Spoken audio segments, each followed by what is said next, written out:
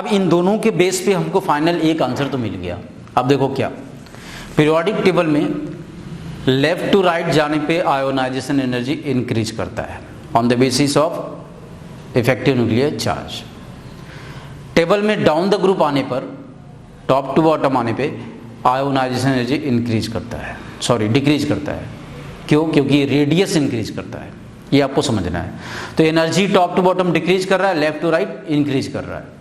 But exceptional कहां पर है पीरियोडिक टेबल में, ये जानना है। तो उस एक्सेप्शनल के लिए थर्ड फैक्टर है stability of orbital. Stability of orbital, orbital, ये ऑर्बिटल की स्टेबिलिटी, जैसे कुछ ऑर्बिटल का कंसेप्ट हम लोग 9th 10th में पढ़ते हैं, अब 11th में एटॉमिक स्ट्रक्चर में पढ़ेंगे।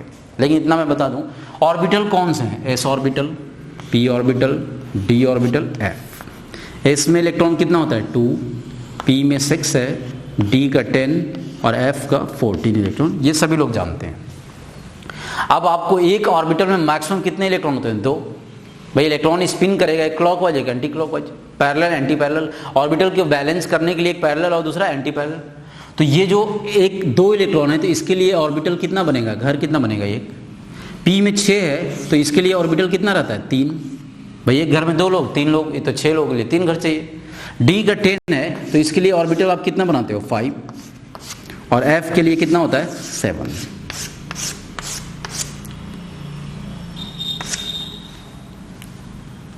ठीक है, ये है।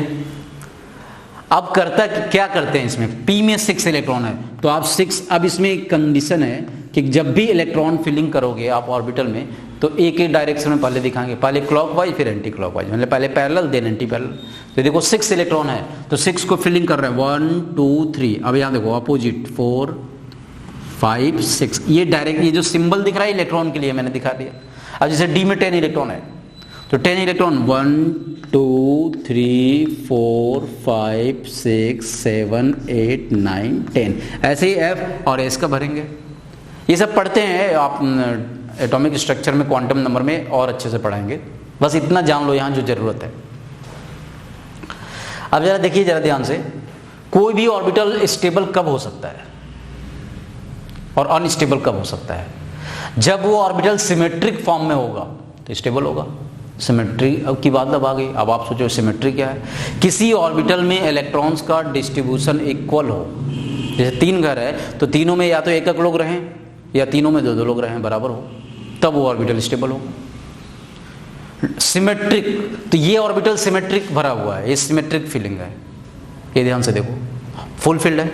या तो फिर आप ये देखो ऐसा होता है, ये इसी को हम 3 लिखते हैं, 1 2 3, ये हाफ फील्ड है। ये पी ऑर्बिटल हाफ फील्ड है और ये क्या है? फुल फील्ड है। तो फुल फील्ड है, फुल फील्ड,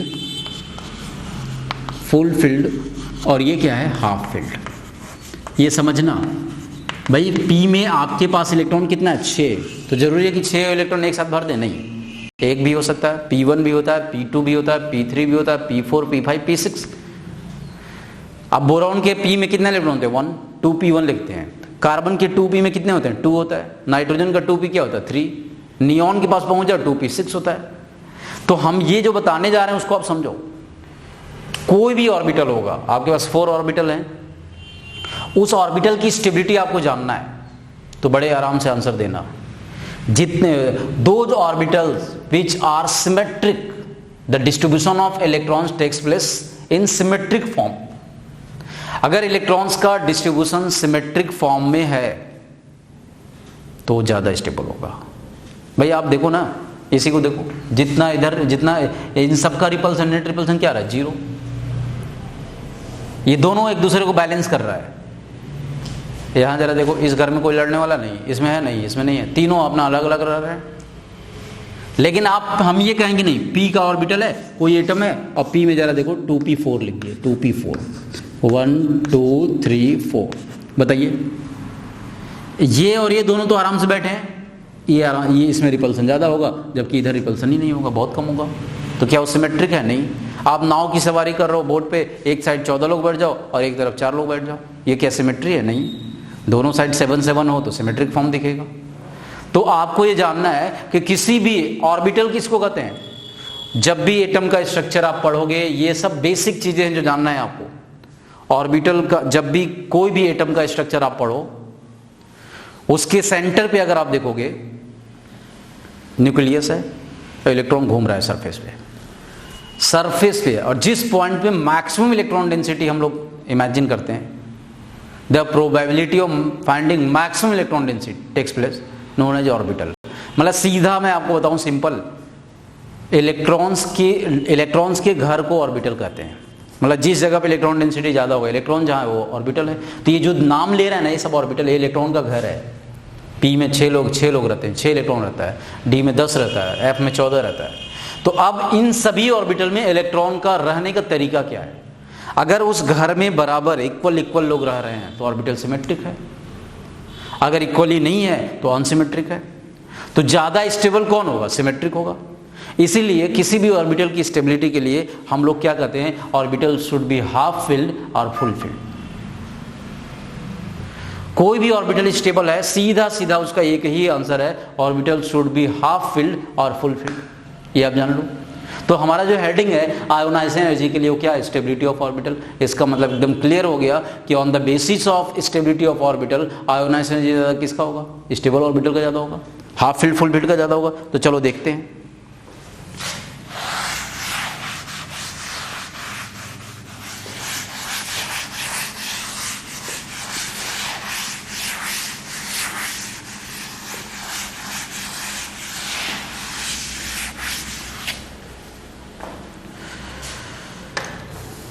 ठीक है, चलिए देखें क्या होगा आगे। एग्जाम्पल अब जरा ध्यान देना। पीरियोडिक टेबल में आप मूव करो लेफ्ट टू राइट। लिथियम है, बेरिलियम, बोरॉन, कार्बन,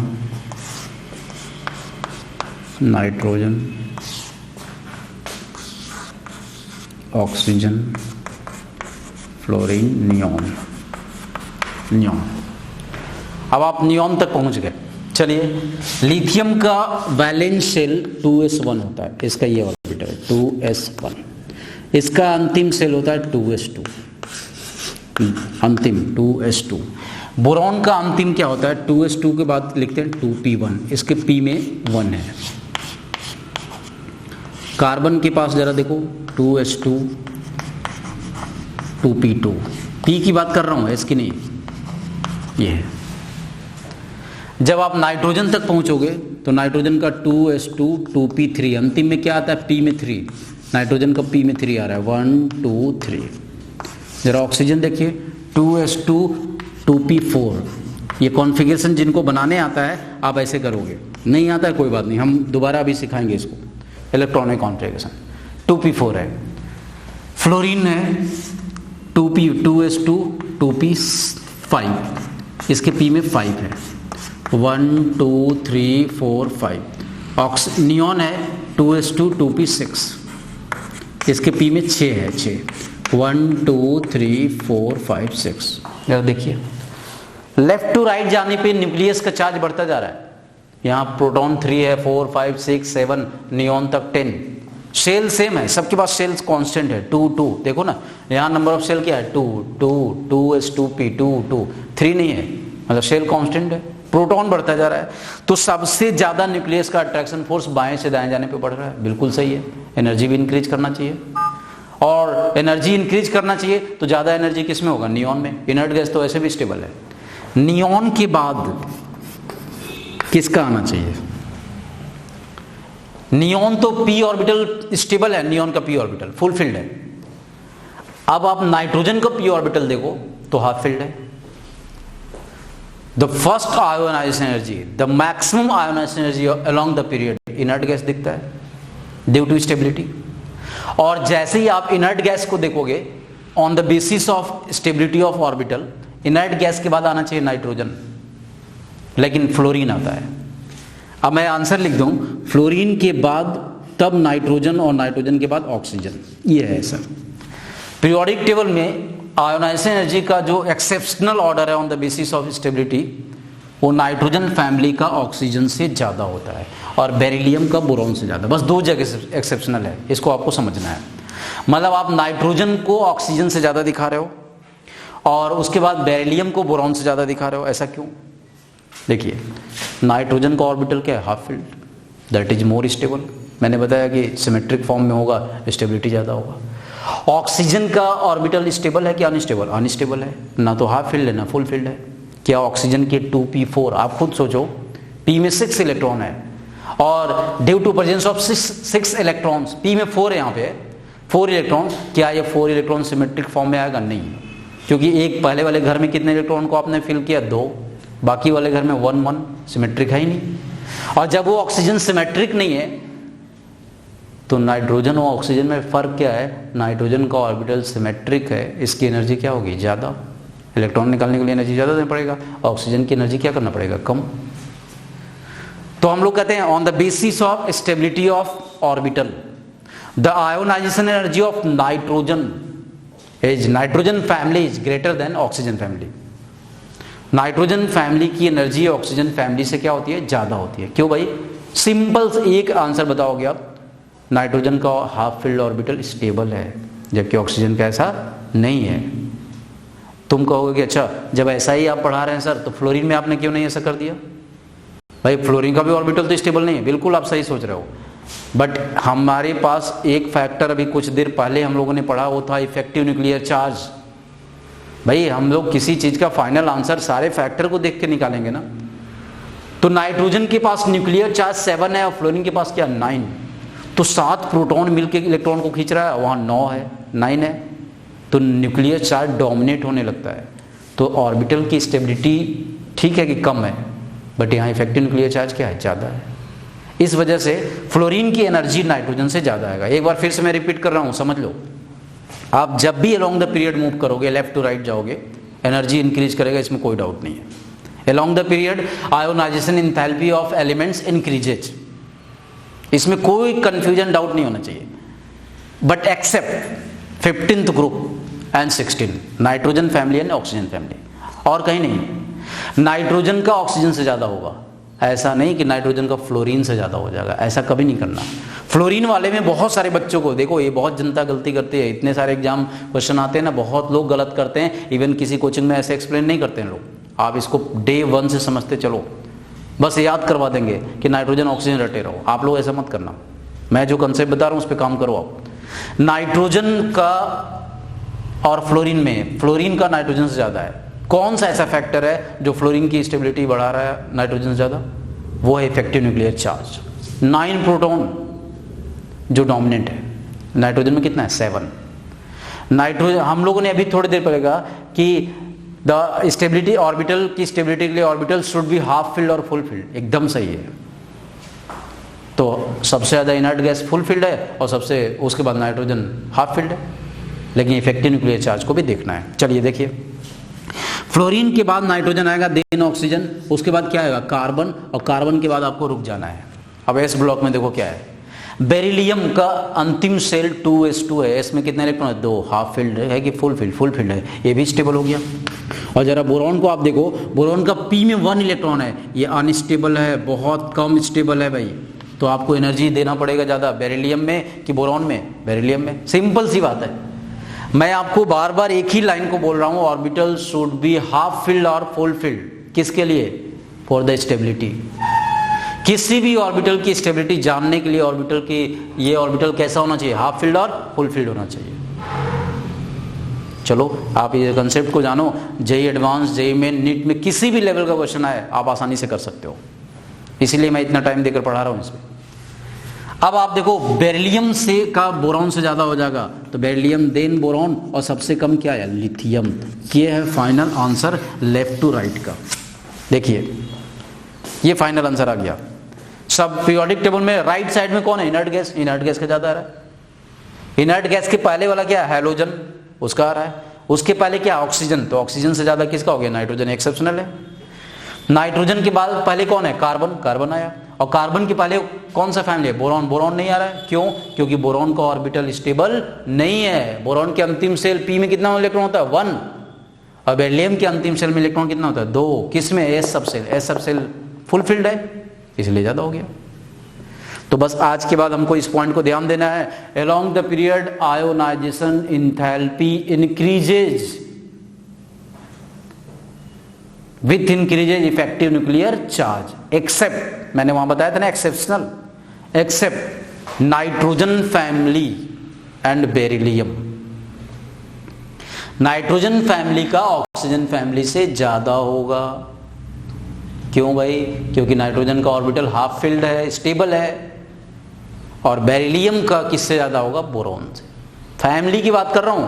बेरिलियम में मैग्नीशियम भी होता है, तो मैग्नीशियम, बोरॉन में एल्युमिनियम, तो मैग्नीशियम का एल्युमिनियम से ज्यादा होगा। तो चलिए इसको बना लीजिए।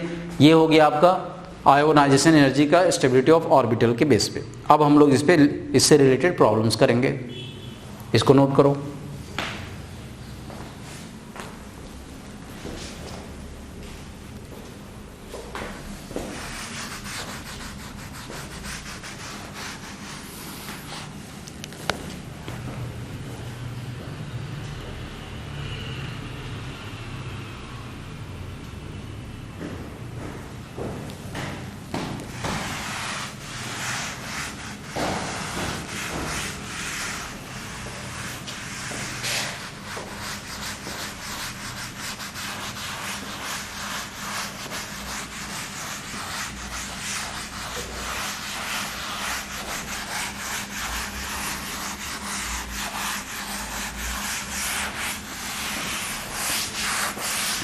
किसी को भी कोई कन्फ्यूजन हो, आप मैसेज बॉक्स में जाइए, वहाँ चैट का ऑप्शन है, आप मैसेज करिए, कोई डाउट हो पूछिए। कुछ बच्चों ने मुझे मैसेज किया कि सर हमारे यहाँ सीबीएसई क्लास 10th में इलेक्ट्रॉनिक कॉन्फ़िगरेशन सेल का बताया जाता है, सब सेल का नहीं।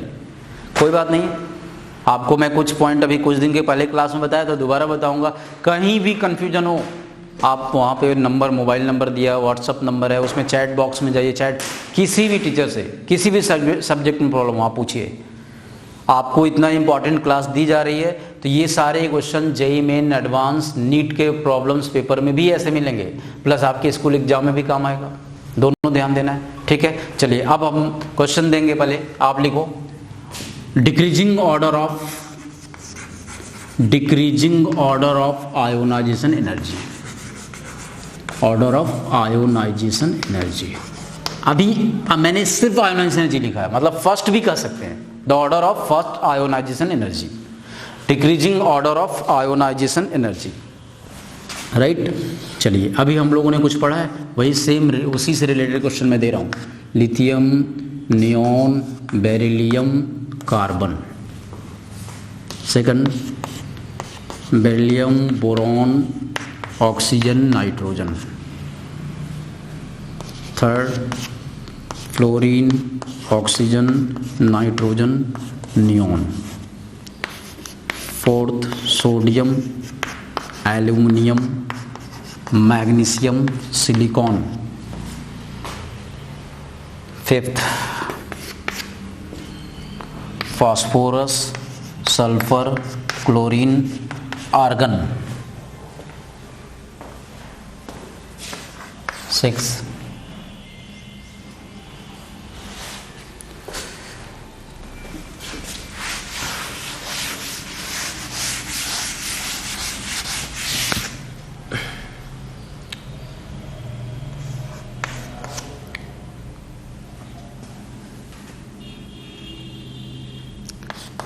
Beryllium, magnesium, calcium, strontium, barium.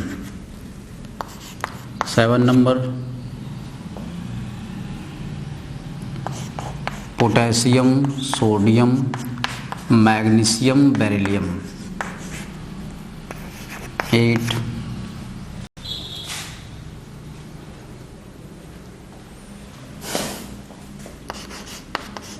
Argon, potassium, calcium,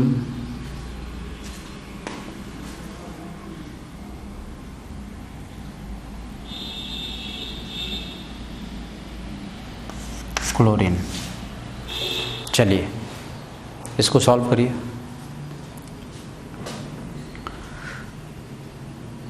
दो मिनट का टाइम दे रहा हूं, इसको सॉल्व करो आप।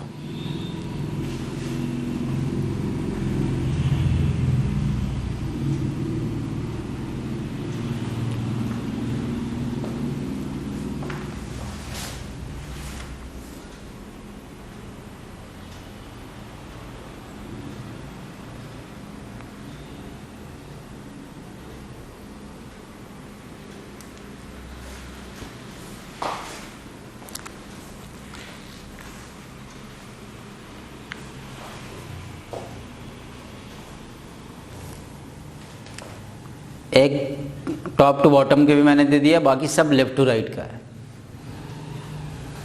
लेफ्ट टू राइट इंक्रीज करता है, ध्यान रखना है। एक्सेप्शनल है, नाइट्रोजन फैमिली का ऑक्सीजन फैमिली से ज़्यादा होगा और बेरिलियम का बोरॉन से ज़्यादा होता है। ये एक्सेप्शनल है। चलिए जल्दी बनाइए।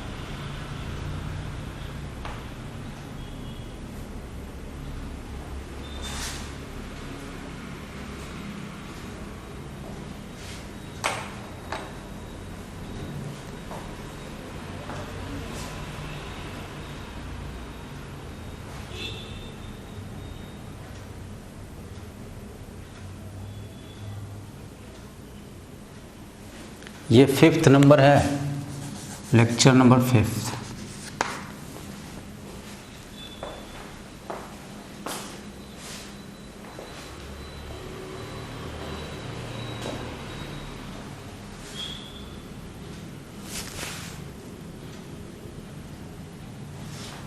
चलो हो गया भाई। अब देखिए लेफ्ट टू राइट जाना है। सबसे ज़्यादा एनर्जी किसका होता है? इनर्ट गैस का, नियॉन। अभी हम लोग देखिए इनर्ट गैस के बाद किसका रहता है? हैलोजन का। हैलोजन तो है नहीं। नियॉन के पहले क्या होता है? हैलोजन। हैलोजन के पहले ऑक्सीजन फैमिली, ऑक्सीजन के पहले नाइट्रोजन, नाइट्रोजन के पहले कार्बन। तो ऑक्सीजन नाइट्रोजन तो है नहीं, कार्बन है कार्बन आएगा। कार्बन के बाद बेरिलियम और सबसे कम कौन आएगा? लिथियम। ये पहले वाले का आंसर हो गया। सिमिलरली सेकंड वाले में देखिए सबसे ज़्यादा किसका होगा? नाइट्रोजन, ऑक्सीजन, बोरॉन, बेरिलियम में नाइट्रोजन, देन ऑक्सीजन, उसके बाद बोरॉन, बोरॉन के बेरिलियम, बेरिलियम के बाद बोरॉन। मैं आंसर बता रहा हूँ, आप लोग मिला लो, फिर उसके बाद कहीं कंफ्यूजन होगा आप मैसेज करना, डाउट पूछना इसमें। Fluorine, oxygen, nitrogen, neon. Neon आप इनर्ट गैस देखते ही आप पहले कर दो कि सबसे ज़्यादा एनर्जी इसकी होगी। नियॉन। नियॉन के बाद किसका होगा? अब आप देखो यहाँ नियॉन इनर्ट गैस के जस्ट पहले क्या है? हैलोजन। हैलोजन का तो होता ही है। तो नियॉन के पहले क्या आएगा? फ्लोरीन। फ्लोरीन के पहले ऑक्सीजन है, लेकिन ऑक्सीजन से ज़्यादा किसका होता है? नाइट्रोजन का। एक्सेप्शनल है। नाइट्रोजन के बाद ऑक्सीजन, ये हुआ। ठीक है, चलिए अब इसके बाद है sodium, aluminium, magnesium, silicon. Sodium से सिलिकॉन तक लेफ्ट टू राइट जाओ तो राइट साइड में सिलिकॉन पड़ता है। तो सिलिकॉन के बाद आना चाहिए एल्युमिनियम, लेकिन मैग्नीशियम होगा। क्यों? क्योंकि बेरिलियम का ज़्यादा होता है बोरॉन से, तो मैग्नीशियम का ज़्यादा किससे होगा? एल्युमिनियम से होगा। मैग्नीशियम, देन एल्युमिनियम, और उसके बाद क्या आएगा? सोडियम। सोडियम का सबसे कम। इसमें बताइए इनर्ट गैस कौन है? आर्गन। आर्गन के बाद हैलोजन आ गया, मतलब क्लोरीन। क्लोरीन के बाद सल्फर। फास्फोरस में कौन आएगा? Phosphorus, then sulphur. क्यों भाई? नाइट्रोजन का जब ऑक्सीजन से ज़्यादा हो रहा है तो आप जरा बताइए, नाइट्रोजन का ऑक्सीजन से ज़्यादा हो रहा है तो फास्फोरस और सल्फर में किसका ज़्यादा होगा? फास्फोरस सल्फर में फास्फोरस का ज़्यादा हो जाएगा। किससे? सल्फर से। ये आएगा। ठीक है, चलिए अब इसमें देखिए beryllium, magnesium, calcium. Beryllium, magnesium, calcium, strontium, beryllium में किसका ज़्यादा होगा? टॉप टू बॉटम आने पे साइज क्या होता है? इंक्रीज करता है कि इंक्रीज करेगा तो एनर्जी क्या होगा? डिक्रीज। ये ऑर्डर आ गया। ये तो बहुत आसान है। Top to bottom, bottom ionize energy decreases. तो सबसे ज़्यादा beryllium, then magnesium, calcium, strontium, barium आ गया। चलो उसके बाद देखो पोटेशियम, सोडियम, मैग्नीशियम, बेरिलियम में सबसे ज़्यादा किसका होगा ये समझना है। चलिए पहले इसको बनाते हैं। ये इतना तो हो गया।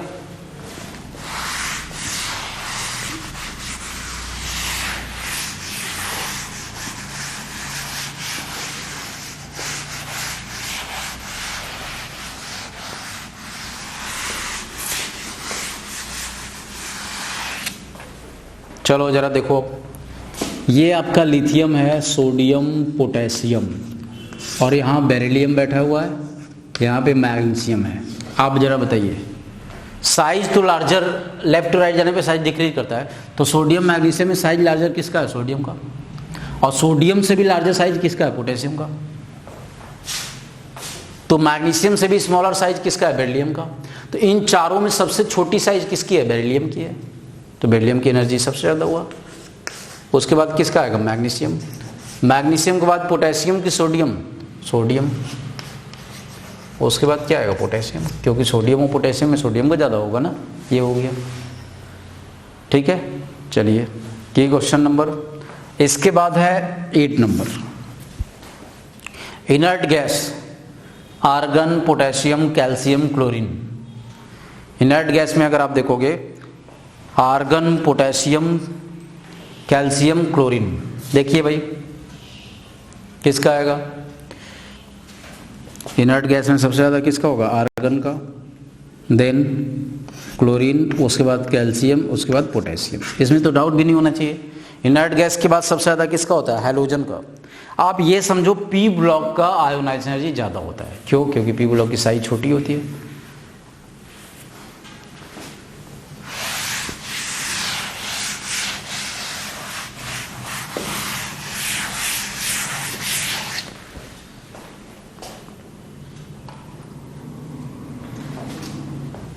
ठीक है।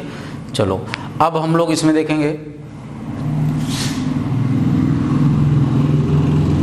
कुछ पॉइंट यहां लिख दें। First maximum ionisation energy, question number 1। Second, first minimum ionisation energy, ये। उसके बाद second maximum ionisation energy, then third, second maximum, second minimum. ऐसे ही बाकी आप निकालते रहना। सेकंड मिनिमम आयोनाइजेशन एनर्जी, ये है। अब जरा ध्यान से देखो, फर्स्ट मैक्सिमम आयोनाइजेशन एनर्जी अगर आपसे पूछा जाए तो किसका होगा? पीरियोडिक टेबल में लेफ्ट टू राइट जाने पे इंक्रीज कर रहा है, और सबसे ज़्यादा आयोनाइजेशन एनर्जी किसका होता है? इनर्ट गैस का। वो तो एकदम स्टेबल है, तो हम लिख सकते हैं first maximum ionisation energy inert gas, inert gas. ये हो गया। लेफ्ट टू राइट जाने पर एनर्जी इंक्रीज कर रहा है, और लेफ्ट वाले में सबसे कम, राइट वाले का सबसे ज़्यादा। तो लेफ्ट में पीरियोडिक टेबल में लेफ्ट साइड में कौन है? एस ब्लॉक है। तो फर्स्ट मिनिमम जो होता है वो एस ब्लॉक होता है, alkali metals, alkali metals, first group, first group. उसकी साइज सबसे बड़ी है ना, इसीलिए अल्कली मेटल की आयोनाइजेशन एनर्जी बहुत कम होता है। इसीलिए तो अल्कली मेटल सॉफ्ट होता है, हार्ड होता ही नहीं है। सेकंड मैक्सिमम की बात कर रहा है। आप सोचो कौन सा ऐसा एटम है, सेकंड एनर्जी की बात कर रहा है, मतलब दूसरा वाला इलेक्ट्रॉन निकालना है। कौन सा ऐसा एटम है जिसका एक इलेक्ट्रॉन आप निकाल दो, और निकालने पहला इलेक्ट्रॉन निकालें तो फर्स्ट एनर्जी, और दूसरा निकालें तो सेकंड। तो दूसरा जब निकालने लगे तो इनर्ट गैस दिखाई दे, वो अल्कली मेटल। सोडियम को आप देखो, सोडियम के वैलेंस शेल में नंबर ऑफ इलेक्ट्रॉन 1 है, 1। और जब आप इस 1 इलेक्ट्रॉन को निकालोगे तो सोडियम का ऑक्टेट कंप्लीट हो गया। तो ये पहला इलेक्ट्रॉन निकालने के लिए फर्स्ट एनर्जी और सेकंड इलेक्ट्रॉन निकालने के लिए सेकंड एनर्जी। तो आप देखो सेकंड मैक्सिमम आयोनाइजेशन एनर्जी पूछेगा तो कैसे चेक करेंगे, मैंने अभी दिया है। अभी फिर से मैं बता दूं, एक बार दोबारा बता दे रहा हूं। एक एग्जांपल आप सोडियम एटम को ले लो। सोडियम के वैलेंस में इलेक्ट्रॉन कितना है 1। तो 1 इलेक्ट्रॉन को जब निकाल लोगे तो सोडियम का ऑक्टेट कंप्लीट हो जाएगा, तब वो इनर्ट गैस बन जाएगा। तो पहला एनर्जी से एक इलेक्ट्रॉन निकला तो सोडियम प्लस हो गया। अब जब दूसरा इलेक्ट्रॉन निकालने जाएंगे तो ऑक्टेट कंप्लीट दिखेगा, तो अचानक एनर्जी हाई हो जाएगा। तो पीरियोडिक टेबल में कौन सा ऐसा ग्रुप है जिसके अंतिम शेल में एक इलेक्ट्रॉन है, एक इलेक्ट्रॉन निकलने के बाद इनर्ट गैस बन जाए, अल्कली मेटल। तो सेकंड मैक्सिमम आयोनाइजेशन एनर्जी किसका होगा, अल्कली मेटल्स का, अल्कली मेटल्स ये है। जबकि हम यहाँ ने बताया कि first minimum ionisation energy alkali metals था, सेकंड मैक्सिमम किसका हो गया, अल्कली मेटल्स हो गया। थोड़ा इसको सोचना। अब जरा बताओ सेकंड मिनिमम कौन सा, आप बताओ फर्स्ट मिनिमम कौन हो रहा था, जिसके वैलेंस शेल में 1 इलेक्ट्रॉन था। तो सेकंड मिनिमम कौन होगा, जिसके वैलेंस शेल में 1 आना चाहिए। कब आना चाहिए, जब दूसरा इलेक्ट्रॉन निकलेगा तब ना। तो आप देखो अर्थ मेटल्स को जरा चेक करो। मैग्नीशियम है, इसके वैलेंस शेल में इलेक्ट्रॉन कितना है 2। जब एक इलेक्ट्रॉन निकाल दिए तो मैग्नीशियम +1 हो गया। अब इसके वैलेंस शेल में कितना हो गया 1। तो पहला वाला एनर्जी अब यहाँ निकालने चलेंगे तो दूसरा वाला एनर्जी सबसे कम आ जाएगा। हाँ भाई, आप जब 2 निकाल रहे थे तो ये स्टेबल था, अब थोड़ा कम स्टेबल हो गया ना। तो सेकंड एनर्जी मिनिमम किसका होगा, अर्थ मेटल्स। ठीक है, तो बस आज इतना ही। इसके बाद अब आपको ये टॉपिक कंप्लीट हो गया मेरा। अब आप आयोनाइजेशन एनर्जी से रिलेटेड आपके एनसीईआरटी बुक में बहुत सारे क्वेश्चन दिया, उसको लगाइए। हम आपको असाइनमेंट देंगे, उसमें atomic radius, ionic radii, metallic radii, covalent, wander वाल रेडियाई, इससे रिलेटेड क्वेश्चन करिए, effective nuclear charge and finally ionisation enthalpy. हमारा फर्स्ट आयोनाइजेशन एंथैल्पी कंप्लीट हो गया। सेकंड और थर्ड में भी थोड़ा डिस्कस कर दिया हूँ, लेकिन वो उसका भी लेवल और मतलब वो कुछ दिन के बाद पढ़ेंगे। अगले क्लास में भी कुछ क्वेश्चन करा देंगे, फिर और आगे बताएंगे जब ग्रुप पढ़ाएंगे तब। तो ठीक है, चलिए अब इसके बाद आप असाइनमेंट जो देंगे वो सॉल्व करिए। Thank you.